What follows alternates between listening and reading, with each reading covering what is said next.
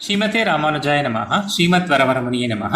நம்மாழ்வார் அருளி செய்த திருவாய்மொழி 2ஆம் பத்து 2ஆம் பதிகத்தின் 9ஆம் பாசுரத்தில் காக்கும் இயல்வினன் கண்ண பெருமான் சேர்க்கை செய்து தன் உந்தியுள்ளே வாய்த்த திசைமுகன் இந்திரன் வானவர் ஆக்கினான் தெய்வ உலகுகளே என்று பாடுகிறார்.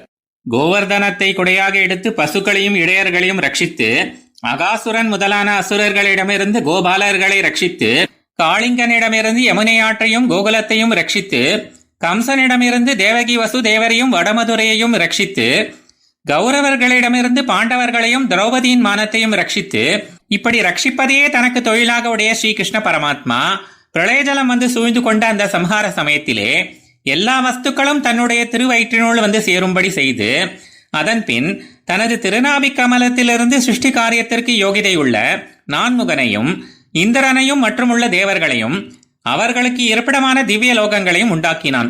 இவ்விதம் சிருஷ்டி ஸ்திதி சம்ஹாரங்கள் மூன்றும் இவன் இட்ட வழக்காம்படி இவனுடைய கட்டுப்பாட்டில் இவனுக்கு அடங்கியுள்ளதால் இவனே ஈஸ்வரன் என்கிறார் ஆழ்வார். ஆழ்வார் எம்பெருமானார் ஜீயர் திருவடிகளே சரணம்.